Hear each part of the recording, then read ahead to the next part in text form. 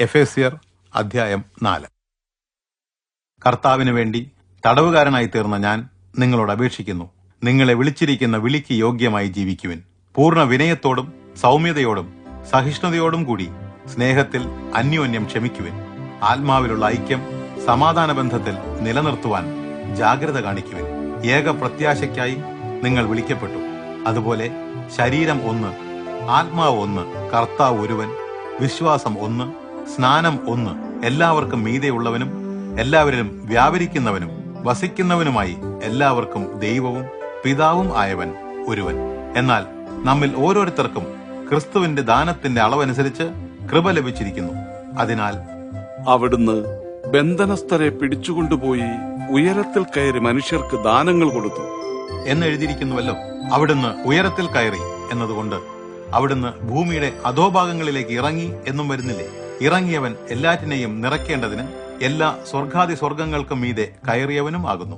അവിടുന്ന് ചിലരെ അപ്പോസ്തലന്മാരായും ചിലരെ പ്രവാചകന്മാരായും ചിലരെ സുവിശേഷകന്മാരായും ചിലരെ ഇടയന്മാരായും ഉപദേഷ്ടാക്കന്മാരായും നിയമിച്ചിരിക്കുന്നു. അത് ക്രിസ്തുവിന്റെ ശരീരത്തിന് ആത്മീയ വർധന വരുത്തുന്ന ശുശ്രൂഷയ്ക്കായി വിശുദ്ധരെ സജ്ജരാക്കുന്നതിനാണ്.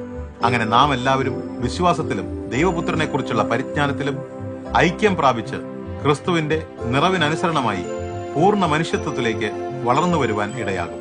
തൽഫലമായി നമ്മെ വഞ്ചിക്കുന്ന മനുഷ്യരുടെ കൗശലങ്ങൾ മൂലം മേലാൽ നാം ഉപദേശത്തിന്റെ ഓരോ കാറ്റിനാലും ആടിയുലയുന്ന ശിശുക്കളായി തീരാതെ സ്നേഹത്തിൽ സത്യം സംസാരിച്ചുകൊണ്ട് എല്ലാ കാര്യങ്ങളിലും ക്രിസ്തു എന്ന ശിരസ്സോളം വളരുവാൻ ഇടയാകും. ക്രിസ്തു മുഖേന മുഴുവൻ ശരീരവും സകല സന്ധിബന്ധങ്ങളാലും സംയോജിതമായിട്ട് അവയവങ്ങൾ ഓരോന്നും അതതിന്റെ ധർമ്മം നിർവഹിച്ചുകൊണ്ട് സ്നേഹത്തിലുള്ള വർധനയ്ക്കായി വളർച്ച പ്രാപിക്കുന്നു.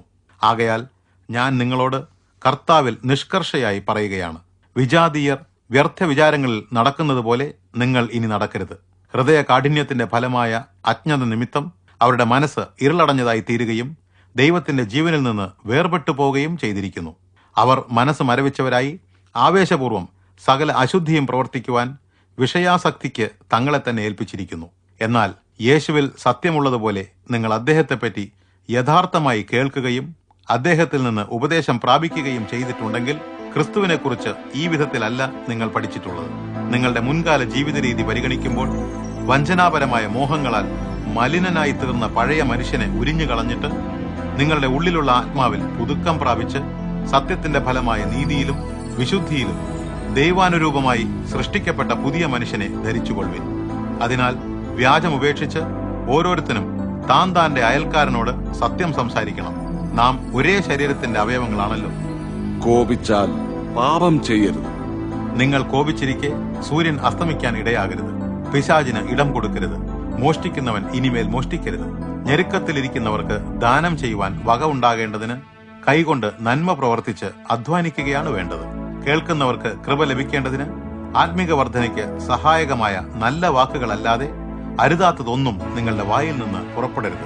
ദൈവത്തിന്റെ പരിശുദ്ധാത്മാവിനെ ദുഃഖിപ്പിക്കരുത്. പരിശുദ്ധാത്മാവിനാലാണല്ലോ നിങ്ങളെ വീണ്ടെടുപ്പ് നാളിലേക്ക് മുദ്രയിട്ടിരിക്കുന്നത്. എല്ലാ കയ്പും കോപവും ക്രോധവും കലഹവും ദൂഷണവും സകല ദുർഗുണവുമായി നിങ്ങളെ വിട്ടൊഴിഞ്ഞു പോകട്ടെ. നിങ്ങൾ തമ്മിൽ ദയയും കരുണയും ഉള്ളവരായി ദൈവം ക്രിസ്തുവിൽ നിങ്ങളോട് ക്ഷമിച്ചതുപോലെ അന്യോന്യം ക്ഷമിക്കുക.